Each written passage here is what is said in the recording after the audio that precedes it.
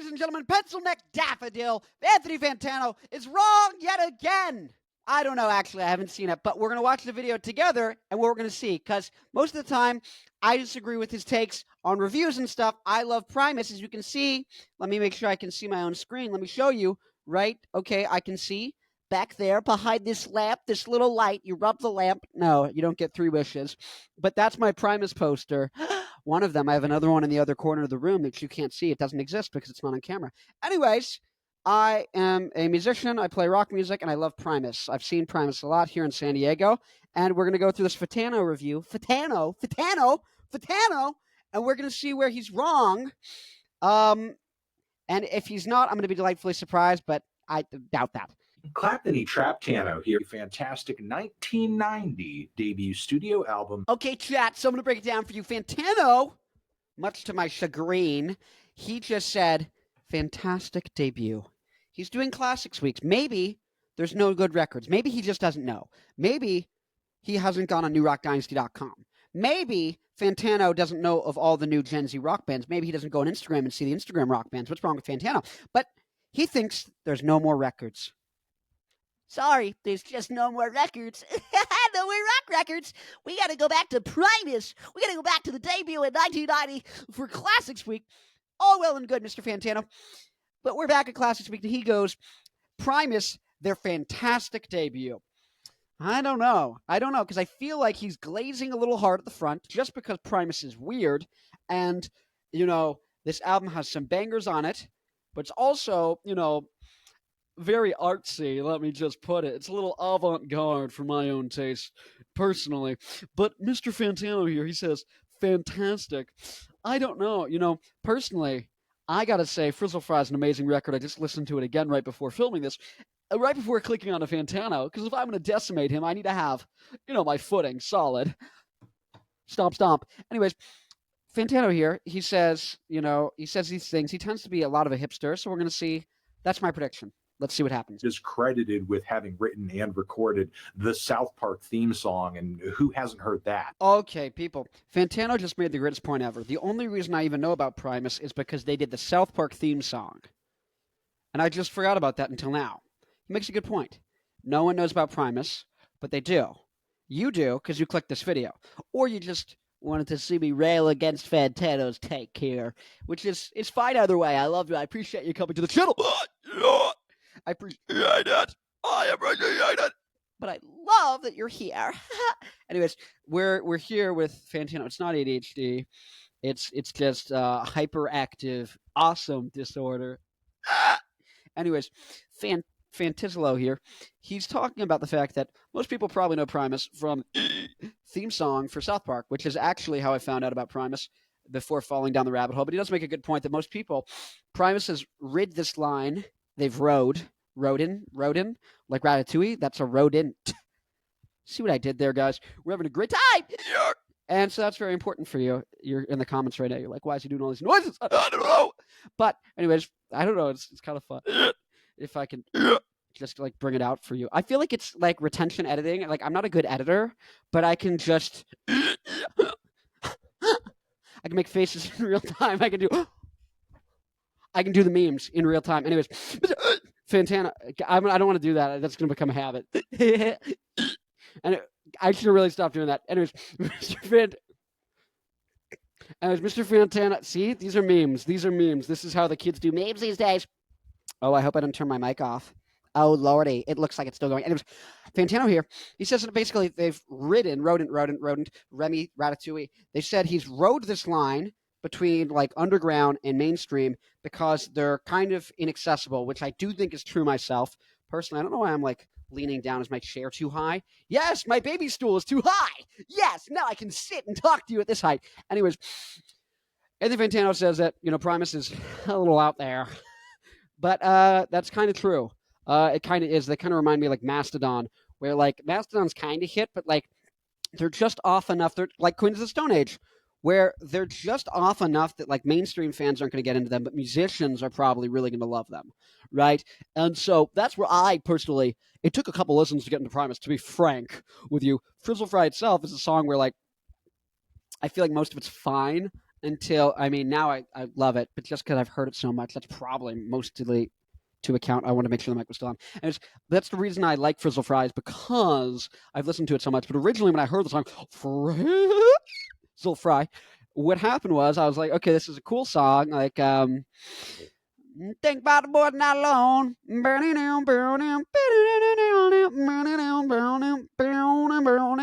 I don't believe in Santa Claus. I don't believe in lyrics. Then I am the fish of fry. Time came away. Ding, ding, ding, ding, ding. But then it gets to the guitar solo. There's a point where it's just like it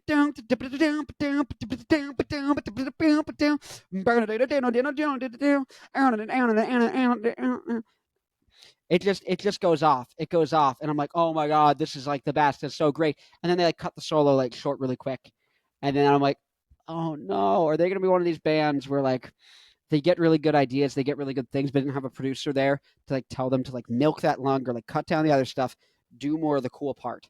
Like I feel like Metallica is a really good example of a band who knew. I feel like Metallica maybe wasn't as creative or cool. Like their ideas are like 8 out of 10s on average. They have a lot of 10 out of 10, 9 out of 10 ideas, but like on average, I feel like their like coolness and like novelty of ideas that it's really epic is like maybe at like an 8 on average, and Primus is at like a 9, but they know how to milk it to a 10 out of 10. Like they know how to get the perfect amount of like really being satisfying. I think Megadeth's a good example of that too, where they just know how to like milk the coolest parts of the riff, the coolest parts of the songwriting. Like Peace Sells, that's an amazing example. Was just the guitar solos and like all this. It's so cool. But Primus, I feel like on the first record, they don't hit that stride as much. That's why I think you see Sailing the Seas of Cheese, you see Pork Soda, you see even like songs off Tales from the Punch Bowl, Brown Album, like whatever. Those are the ones that like kind of hit, like anti pop, you know, and that's like a little bit of a departure for them. But I think like I'll tell you, especially on the Desaturating Seven, they knew how to get that like frequency and to ride the wave, ride the lightning. Lars Ulrich, Jason Newsted, he was still alive during that album. Anyways, ride the lightning. Metallica. They Primus knew less how to ride the lightning than Metallica, even though they sometimes had cool. They'd stumble on. I feel like Primus was willing to go out farther, or just liked farther out. You know, their taste. They would venture off into the distance. They'd be journeying through the countryside to get the ring and to save hobbitses. I know I combined Harry Potter and I combined Lord of the Rings. Anyways, come at me in the comments. This didn't do as bad as Rings of Power TV show. Oh, bad adaptation. I didn't even watch it, but I just heard it was bad. And that's the thing too. You can't trust people today when they tell you movies are bad. They told me Madam Web. Madam Web is awful. And I was like, okay. And I watched like 18 video essays about how bad Madam Web was. And I was like, okay, yeah, got it. Comes out on Netflix. I watched the thing with my mom on like the couch, and I'm like, it's good. It's good. Madam Web was good. Shoot me. Don't.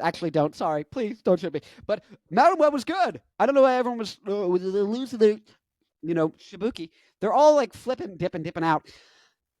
And they're flipping out over Madam Web, and they say it's bad. And I'm like, okay, let me check it out. And it's not that bad. It's actually good. I was like, okay, it's fine. It didn't go anywhere. It didn't do anything. I thought it was better than Venom: The Last Dance. And I liked Venom, but I thought like that movie dragged more. Right? It just like hung. But that's what I'm saying is you can't just trust what people say in reviews. And likewise, don't trust what I'm saying. Don't trust what Fantano's saying. Go listen to it for yourself. But at the end of the day, what are we talking about?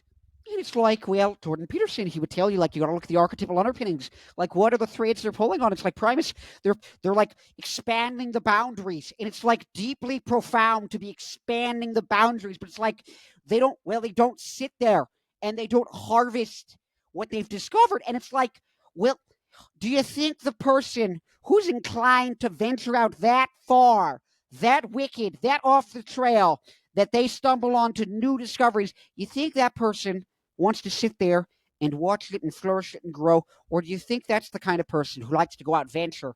They like to go travel. They like to go look at things. There's my Canadian impression. But that's the thing with Primus. They're inherently people who are out there. And this is the tricky thing, I think, with bands. That's why I think if you have a really avant-garde band, get them like a really like poppy producer. Not to the point where that they like completely make it poppy, but like the Mars Volta, like if they would have had someone be like, hey, can we do like one or two of these songs, but with a pop song structure? And the problem with a lot of those songs is they would go like um, low tempo verse, and then big chorus, and then really low tempo again. Just low energy, big energy for the chorus, low energy, big energy for the chorus, and then they would just kind of like fizzle off for an extra 4 minutes, and you're just like, no, do that in the middle of the track or like the beginning of the track, but end big, end strong. It's Royal Blood is really, really, really, really, really, really, really good at is ending big, ending strong. John the Fish, Shamaya, yeah, yeah, yeah, yeah, yeah,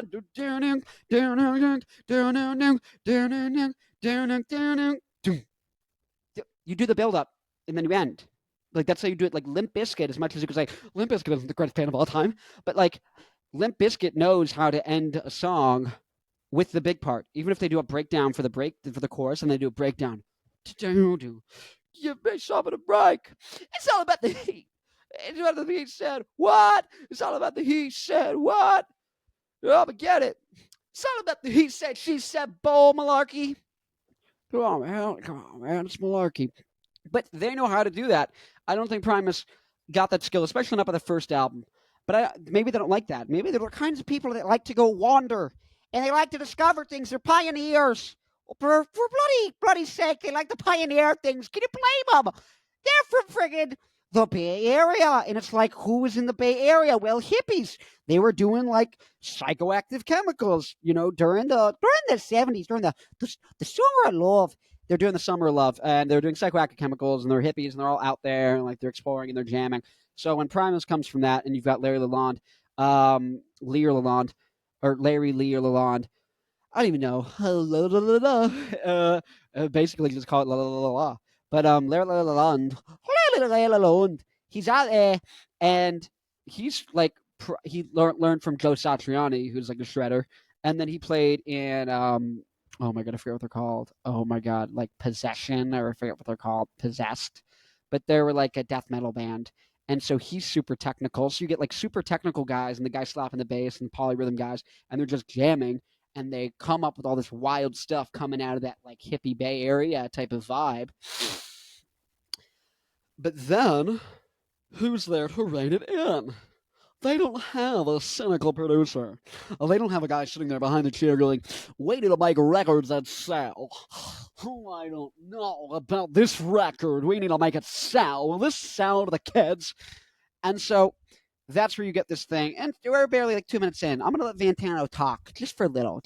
I know you don't want to hear it, but I'll let you see it. I mean, you could definitely argue there was something in the water around the late 80s and early 90s in California, because you did have numerous bands that were beginning to experiment with combinations of rock and metal and funk, like Faith No More and Red Hot Chili Peppers. I would just add, those are great examples, Faith No More especially. I think Tool bridges that gap too, of just bands that would be at 924 Gilman Street in Berkeley. I believe it's in Berkeley, California, but in San Francisco in the Bay Area. Tool and like Green Jelly and Rancid and Operation Ivy, like all those bands were kind of around the same time. It does seem logical to me to see that, yeah, people were exploring like, what if we mixed, rock and metal and funk, and they kind of called it like I guess they called it alternative metal instead of like alternative rock, right? And so that's, I guess, what you'd classify some of that stuff as, but like Helmet.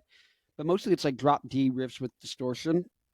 But then you get some of the stuff where it's like it starts getting avant-garde. It starts getting incorporating other things in, and you wouldn't really be like, oh yeah, they're like a metal band. If you're like, oh, what does metal sound like? I'd be like, let me pull up Iron Maiden and like Metallica and like maybe even Disturbed, like just because you're like, oh, that's more what metal sounds like than Primus or Faith No More. You wouldn't really be like, this is the perfect example. This is like stereotypical, right, or indicative of what you're going to see on a large spectrum. But I do see like Tool, I do see the approach to music and Faith No More and Tool and the Chili Peppers, especially in the beginning, early albums, very similar approach. Like if you hear Nobody Weird Like Me, off I think it's Mother's Milk by the Chili Peppers, Pepites, Pepites Chilinos. I don't know. I'm working on Spanish, anyways. But if you see the Chili Peppers on that song, "Nobody Weird Like Me," it goes to outer space. It goes to Crazy Town at the end, right? So I used to be the captain of the improv team in high school, and I did a lot of improv. I liked doing it. I did stand up for a little bit in middle school. What? Yes, Arizona. Anyways, but in improv, there was the idea that the way that it would work is people would suggest things, and then you always say yes and. So if someone says, "Can we get a suggestion for the crowd?" and someone raises their hand, they go, "Ah, ah," you go, "Yes, there," and they go, "Could I like?" Or no, sorry, restart. Um, Dog walking with spaghetti. And so even if it's like they're trying to say something nonsensical or kind of absurdist, like to try and be funny, what you do to make it work, make the whole thing work, is you go in super, super serious with it. And so you're like, yeah, I'm walking my dog. You're like, oh man, I got to make spaghetti earlier. Or I'm walking back with my dog from the store. I bought all the ingredients to make pasta tonight. I got a date with my girlfriend. But actually, I invited the parents over for dinner. And it's her parents, and like we don't get along, and so that would be the scene that plays out, right? Or like that'd be the start of the scene, and let's say another character walks in, and you have your dog here, and you're walking your dog, and they go like, "Oh yeah, oh, what are you doing there?" And I'm like, "Oh, I'm walking my dog, eh?" No, I wouldn't start doing a Jordan Peterson like Kermit the Frog. I wouldn't start doing a Kermit the Frog voice, but you take the scene, you take the premise, you take the idea, and you take it kind of literal. You take it literal and you take it serious and you treat it like real, so that when funny things happen, they almost happen more like they happen in a sitcom or in real life. And the things can pop up. The things, and then you find a natural rhythm. You kind of start slow and then you get big and you build up this energy. And it's like, it's so cool because most people never see like actual improv. But if you see good improv, it's friggin' great because it's basically like spontaneous acting. It's like they come up with a script and they're reading in the moment. It's like a band jamming or like doing a solo. It has the same energy in the way that like stand up and stage plays don't have that energy at all. Or at least in my as a performer who's done all three, on the amateur level. But I'm high school. I did the school play, a couple of them. Anyways, but the whole idea is you start very realistic, and then if someone tries to come in and then they say, like, let's say you're walking the dog and one person goes in, they go, woo, woo, and you go, hey, what's going on with you? Are you okay? And then because they made all that woo woo woo noise, and you're like, okay, are you okay? And then they go like, well, I'm an alien from Z-Florp, and I'm here to talk to your leader. You're you're like, okay, I gotta believe you're an alien from Z-Florp now. What the hell am I supposed to do with that? What am I supposed to do with that? Where's this scene supposed to go? Like, I kind of took everything and just like boom, threw it off a cliff, right?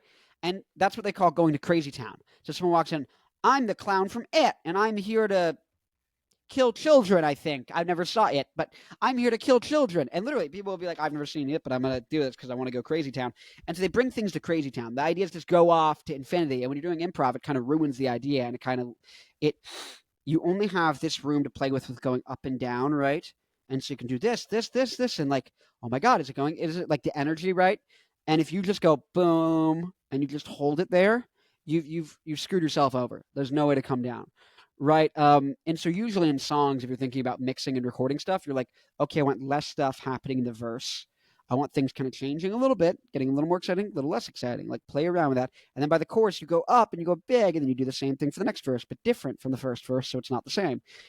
You know, and then chorus again, yeah, yeah, yeah. And then you go to the bridge, and now when you get to the bridge, I looped back right there. We ran out of space on my finger, but you go back and you get to the bridge, and you can what Limp Bizkit does, and this is kind of like the perfect example in most textbook, is they go real low. They bring it lower than even the verse, and they get you in. They say, you know what's happening? You know what's happening right now? Just one more fight about your leadership, and I will straight up leave your shit, and I have enough of it. Enough of it. Yeah. Boom. Then the whole band comes in and just gets super loud. And so they go from zero flatlining to boom. Let me let it all come out. This time I'm gonna stand up and shout. I'm gonna do things my way, or the highway. Don't say, and it gets even better. It gets even better. It gets faster there, actually, at that part. But that's a specific song. But the whole idea is, you need that room, you need that bandwidth, right? And you don't want to go to crazy time right away. And likewise with the song, you don't want to go all the way up at like most intense every instrument in. You can't hold that level. You have to go down. You have to take things down, right? And so bands like, and so there's a long-winded point, but Red Hot Chili Peppers on Mother's Milk, when Nobody Weird Like Me, that song is Nobody Weird Like Me. That's the name of the song. Anyways, at the midpoint of the song where it kind of gets into the ending, it just goes and does a thing, and then it goes off to crazy town. It feels like it goes to the stratosphere, and it's so much cooler than like the rest of the song or anything else happening there. It's so cool, and it gives me the exact same vibes of a lot of this stuff on Frizzle Fry. It's the exact same thing where they get something cool, but they're not the kind of guys who know how to milk that and to make that the whole song. And if they did, like, you're like, dude, the Chili Peppers could have wrote like a Metallica album that's like 20% cooler. You get what I'm like, in terms of like parts and things like that. I feel like Queen is another great example. If you go and listen to like Queen 2 and you get to like Ogre Battle or like the Black Queen, I don't remember what the freaking called. But every time, and that's the problem too, is a lot of these songs of these bands where they blend together because they're super like artsy and they go out really far and they're super avant-garde. They don't know how to make things memorable and to capitalize when they get a good idea. And so if they have a song, they're so preoccupied with jumping from idea 1 to idea 8 and going through all 12 of them and playing around with them, that if they get to the one that's actually really cool and would be like the boom bum bam bum boom, like the iconic riff, like bum bum bum bum bum bum bum. It would be the I'm gonna fight 'em all. The Seven Nation Army couldn't hold me back. I'm gonna rip them. Now, if they got their Seven Nation Army riff, they don't milk it. Jack White, if he gets a Seven Nation Army riff, it's the whole song, except for like 2 bars before every chorus. He plays dun dun dun dun dun dun dun dun dun dun dun dun dun dun dun. Ba, ba, ba, ba, ba, ba, ba. That's the guy. That's the thing. That's what he. And so these bands, they don't do it. Queen didn't do it. The Red Hot Chili Peppers didn't do it. Red Hot Chili Peppers just got like super poppy, which is great. But they kind of they never took their artsy stuff and packaged it well. They just moved away from the artsy stuff. I'm not saying they're sellouts, and I'm not saying their music isn't awesome. I love the music they did after, but it's not the same concept of going out, finding these really cool things, then incorporating them into a good song. I'm interviewing the bassist from the band Eggy. His name is Mike. I'm interviewing him tomorrow morning after this video is being recorded. And they're a jam band. And what they do is they play and they jam these things like the hippies do. And likewise, a lot of people in the jam band scene, they do a lot of psychoactive compounds to enjoy the show, but to really get into the energy and the vibration. And I have no criticism of that. But the point is, they have this approach and they do these things. Eggy, for example, you can go and listen for the last 4 or 5 years. They've been jamming a couple songs that they never did a studio album of. And it started out as like Golden whatever, and then it becomes like Golden Girl of LA or something. I forget whatever the version was originally. But you see the song develop that they originally would play as like a 22-minute thing. And then literally last year, they have like a super polished, super condensed, like mainline, boom, boom. It's like a drug almost going straight into your veins. Like, oh my God, this is the blue cocaine at the hospital for medical purposes. This is intense. This is not some white powder getting off the streets from the CIA in the 80s. And it's, I think it was FBI. Actually, I don't know. I don't even remember at this point. Guys, just go on ChatGPT and ask it. Did the CIA, I don't know, sell drugs to fund a war against the Sandinistas? Anyways, I don't even know. Maybe they're supporting the Sandinistas. Who knows at this point? It's all the disinformation campaign. Anyways, the point is, what was the point? Oh, yeah, so Eggy would take these long songs like these guys would, except they got the parts of these songs and they condensed it down into 2-minute, 15-second version. And it's so powerful and it's so good that even when it's like softer kind of songs and chiller songs, because they do songs that are like more intense and groovier and funkier and more out there and weirder time signatures and like super like crazy. And they do some that are more palatable, more accessible to people who aren't, who haven't listened to a bunch of weird stuff before and like aren't willing to spend a lot of time trying to get used to it. I did spend a lot of time getting used to the first Queens of the Stone Age album right here. This is an alternate cover from the one you probably see on the internet. And then Primus, a lot of their stuff, you have to listen to it a lot to get into it. And so Eggy, they have songs that are more accessible than I usually like listening to, but they've condensed all of the good moments into it so well and so perfectly that they're all stuck in my head. Like literally, they're stuck in my head for weeks. And it's like, that's how you do it. And so Primus hasn't done that. This is the first record. It's like, this is the first record. I haven't done it yet. So let's check out what Fantano says. Writing. Groundhog's Day, for example, the track is essentially like a self-insert moment for less to essentially tell his tale of becoming a do-nothing to a wild, weird bass-playing legend. Let's just pause. So Fantano spoke about, and I might have to find a way to edit this in. Actually, I'll figure it out. But if I didn't, anyways, Fantano spoke about Groundhog Day, and I never realized the lyrics of Groundhog Day are talking about going from being like a lazy guy to like getting off your booty and doing a bunch of stuff and self-actualizing. And he was saying that I think that's probably Les Claypool self-inserting his own journey. And I was like, oh, that's really cool. Thank you, Fantano. Thank you, Anthony. And then also after that, he was like, he talked about Too Many Puppies in school. Following this, we have Too Many Puppies, which is one of the band's most political tracks ever. Thing Les Claypool loves doing on this album, it is painting a picture of an individual, which we also hear on John the Fisherman, as well as Herald of the Rocks, as well as Southington Willoughby. And these are tracks that tell you a tale about somebody who you might find mundane in any other context. But here they take on an interesting life alongside colorful instrumentals and wild progressions. Of course, it also helps that Les's voice lends itself to these tracks in such an expressive, weird, and cartoony way, which is especially the case for the album's title track, where the band's psych influences come back into the fold on really a musical experience that feels like a bad acid trip. The storytelling of this song is a bit nightmarish as well. It feels like I'm being taken on this Willy Wonka tunnel of terror type journey on this track. But even as the band is embracing the nightmarish, their trademark absurd sense of humor is still intact, with Les saying in the final verse of the song, I don't believe in Pinochle, I don't believe I'll try, I do believe in Captain Crunch, for I am the Frizzle Fry. The guy just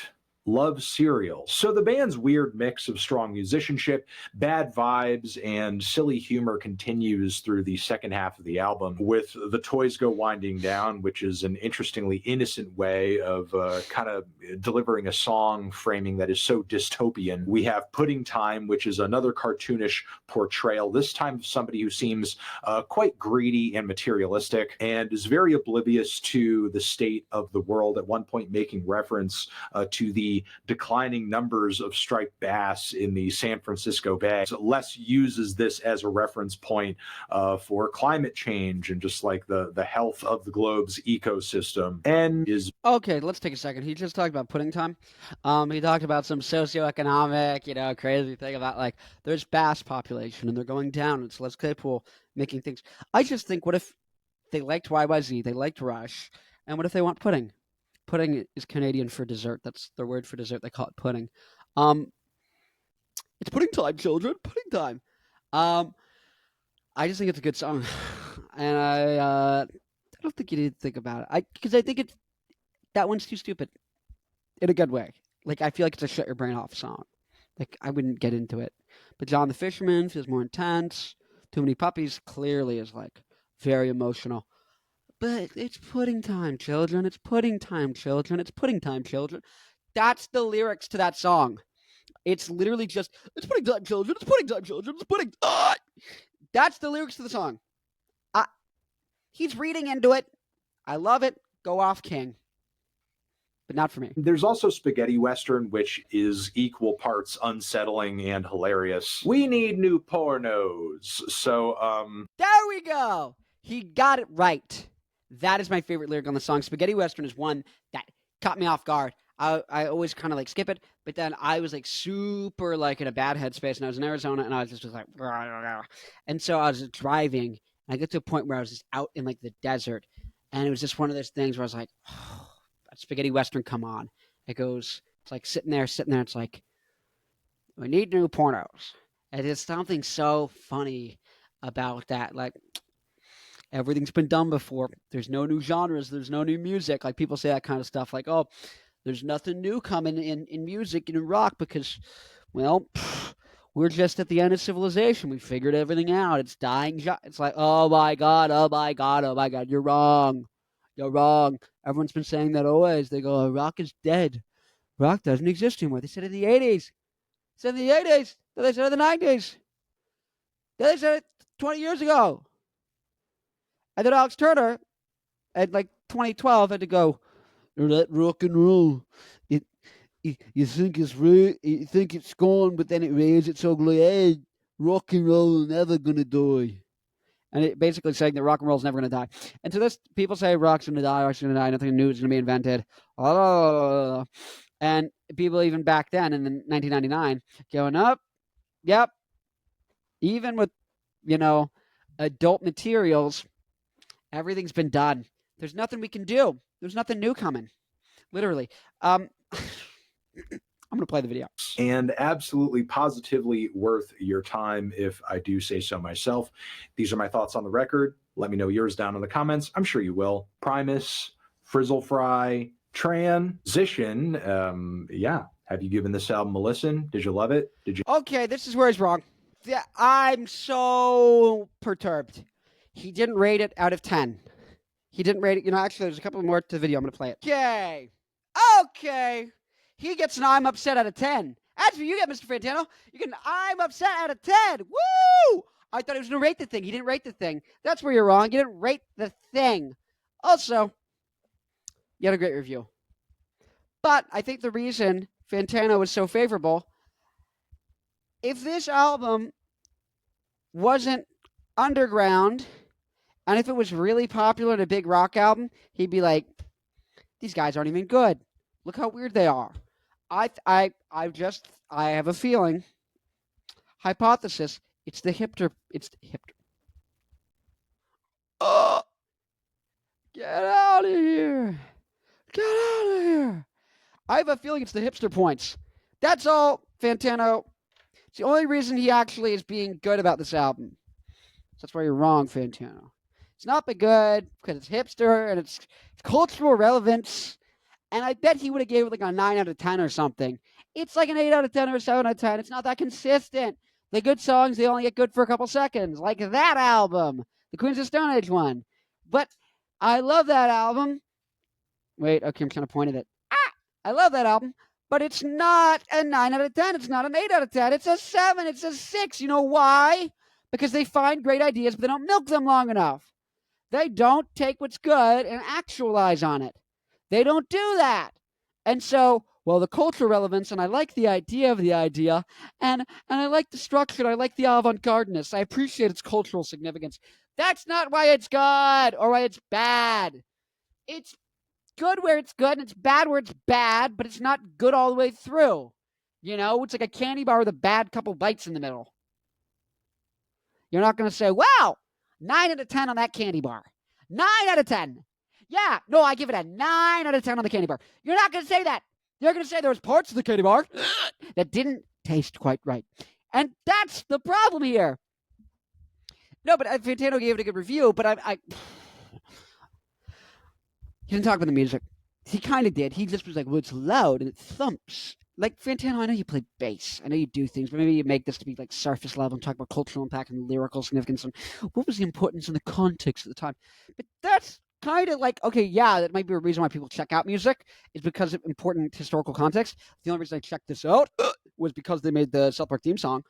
But the reason people listen back to an album and stay listening to an album is because it's good. And I think this album has a lot of stinkers or songs that are really good but have lots of parts that are stinkers, and it doesn't happen once or twice. It happens a lot. I don't put this near the Black Album. I don't put it in my top 100 albums of all time. I don't even put it as my favorite Primus album because it's not consistent enough. It's not their best work.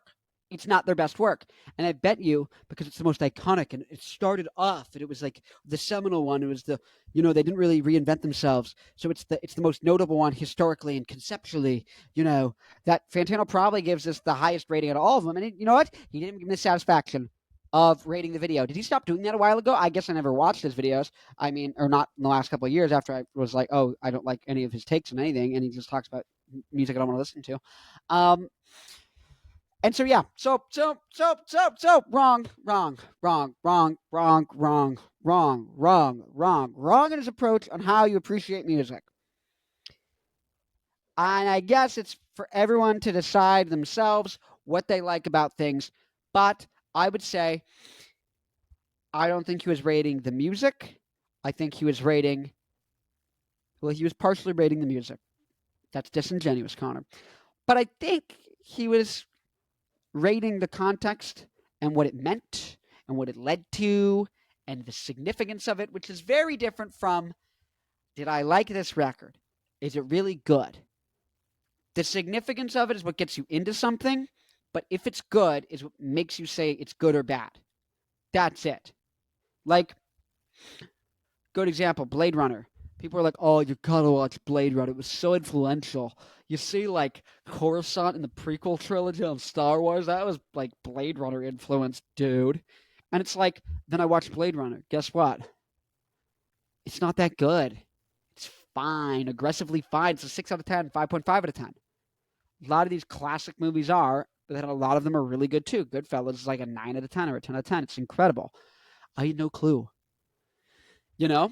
Eyes Wide Shut, 0 out of 10. Really not good. Like 2. And then After Hours, which is a movie with the exact same premise made like 4 years earlier by Martin Scorsese instead of Stanley Kubrick, is way better. Now, some people think it's because Stanley Kubrick, you know, the studio re-edited the movie after he passed away or something like that. But basically, it's a classic movie that people say is really good because of its cultural significance and the place where it reflected where American culture was at in the world and filmmaking. And Stanley Kubrick, he's an important director. And it's a pop cultural reference. But it's not a good movie. So I'm not going to say because of the cultural significance, it's a good movie. And if I am doing a review, let's say I'm doing a review of The Matrix. The reason I'm going to say The Matrix is a great movie is not because of its cultural significance. It's because it was a good movie. It's because the movie's good. It's because when you watch it, it's good. You don't have to know about the significance to go, oh, this was cool. This was awesome. I watched the first Batman. 1989. I watched it. Michael Keaton. It was incredible. You didn't have to tell me the significance of Batman or this is the first time Batman or like what's his relation. It was good. That's why I would rate it. I would rate it on how good it was. And then Batman Returns was really good as well. Different, but really good. Spider-Man with Tobey Maguire. Really good. Spider-Man 2, really good. Spider-Man 3, not as good. But that's a movie that people, because of the narrative, would say it's worse than it actually was, even though it's just fine. It's like a 7 out of 10 as a movie. The other ones were like 8 out of 10, 9 out of 10. They were really, really good. But that one's worse. And because the trajectory went down, and then they decided we're not going to make more Spider-Man movies, and we're going to reboot it, people are going to go say, oh, well, because that movie was so bad, they decided we have to redo another movie. It's like, no, the movie's not that bad. Also, they rebooted. And if you are going to say the movie's bad, the fact that they rebooted is not why. The movie's, you know what I'm saying? In isolation, look at the art. Is it good? Is it bad? Do you like it? Do you not like it? When you come back after a year, when you come back after a week, after an hour, you come back to it and you look at it again. Is it still good? I rewatched all the Marvel movies 4 years ago when COVID happened. Captain America was still good. Winter Soldier was still good. The movies that are good are still good when you go back and rewatch them. It's not the cultural significance. It's not how innovative they are. It's not that they wore their influences on their sleeves that makes it good or bad. It's the fact that it's good. And this album is not that good. It's good, but it's not as good as you would think if you watched Fantano's video. And is this a big deal? No. But is it worth talking about? Sure. If you like talking about this stuff, which I do, which is what I care about. But it's an album plagued by great ideas kind of being squandered and kind of not being congealed and used in the right way. It's an album that desperately wanted a producer to be there and will never be able to undo that and redo this with a good producer. It misses the mark in such a way that it almost makes you want to cry because you're like, it was so close to being perfect. It was so close to being so good. And they're two in their own way, and there are two themselves to make it better. It's like an odd tragedy, like something you love for what it could have been. And that's how I feel about most of like Queens of the Stone Age. A lot of their songs, you're just like, oh, I love this so much, but no one else is ever going to love it because no one else is going to spend the time to listen to it enough to fall in love with it. Because they didn't make it. They just didn't do it. They just didn't make it accessible enough. Queens of Stone Age is like 4 or 5 songs that are like catchy hits. Imagine you wrote one Break Stuff by Limp Bizkit. One song that was catchier. You wrote a couple catchier songs. Come on. Come on. That's what Rush did. That's what Rush did. All these great bands. They wrote more accessible music so that people could fall in love with them. They made some of the songs a little bit more accessible. They didn't go all the way to Crazy Town every time and then leave Crazy Town and go to someplace stupider. Like, it's a sense of joy, it's a sense of love, and a sense of wonder, and it's awesome, and it's great, but it's also a sense of, like, missed potential. And that's heartbreaking. It's like you don't want to look back at your life with regret for what you could have done, who you could have been. And that's kind of what I get when I look at this album, is a little bit of that. So as much as I try and enjoy it, and I love it, and it feels great sometimes, there's this overriding sense of, like, maybe you still were that guy, but Groundhog Day, sitting on the couch. It was close enough. It's good enough. It's fine. It's like 50%, 51% the way there to being what it needs to be. It's fine. Put it out. Yeah, the record's cool. The songwriting's good. Come on. And so that's there. That's underwriting it. So your enjoyment, my enjoyment at least, I can hear it in the music. I can hear that. So there's a little bit of like a dark, kind of like sad feeling when I listen to that record. And I don't like listening to it because it just feels like an unused potential record, and it hurts. It hurts to look at that. And so that's why I listen to their other records more. Ones that are just better, like Anti-Pop. They had other people on. That's a little overly edgy, a lot of the songs. But even like Brown Album, catch your, I don't know. But then again, Primus always did their own thing. And they're having fun. And can you blame them? No. But I would say, objectively, like if I'm having to be honest, do I think the music is as good as it could be? No. Do I think these albums are as good as they could be? No. Do I think there's inherently something that kind of makes them worse because of your dedication to being so, like, original and pushing the boundaries? I do. I think there's something a little self-destructive there. And so I'm never going to hear these and not feel that. And so as much as I love Primus, and there's great things about them, it's just a little depressing when I listen to Primus. And maybe that's because I'm where I'm at in my life, and I'm building things, and I'm getting, things off the ground, and building this YouTube channel and all that stuff. But I just need to take a break from a lot of Primus. And once I'm big successful musician, and then we come back, and we're in a different place psychologically. We see how we feel about it. But right now, is guy who wants positive momentum, good vibes. For some reason, for me, the vibes, I just don't get great vibes from it. Doesn't pass the vibe check. Anyways, my name's Connor O'Farrell. I have a podcast called The Rock Show with Connor O'Farrell. I have a band called Black Licorice. That's a, let's see. There's a single we have called Down the Drain. It's really good. It sounds like early Arctic Monkeys. This is another single we have called Getting Closer. That's also really good. I tried to do something like Royal Blood meets Rage Against the Machines meets Franz Ferdinand in the verses. You'll hear what I'm saying. Also Franz Ferdinand back there. Boop. Witchfinder General. Go to witchfindergeneral.net. I own that website. They're an obscure 80s metal band. One of the influences from Metallica. Anyways, yeah, the whole point. My name's Connor O'Farrell. If you like the video, like, subscribe, leave a comment. If you've watched this far, comment. Tell me what you think. Please do. I'd love to hear it. Yeah, thank you. Once again, thanks for watching.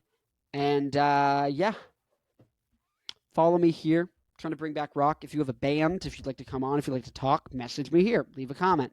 Find my stuff in the description of this video. Any of that stuff. Anyways, have a lovely rest of your day. And please watch the next video. It's like there or something. But you're a smart cookie, and I'm sure you'll figure it out.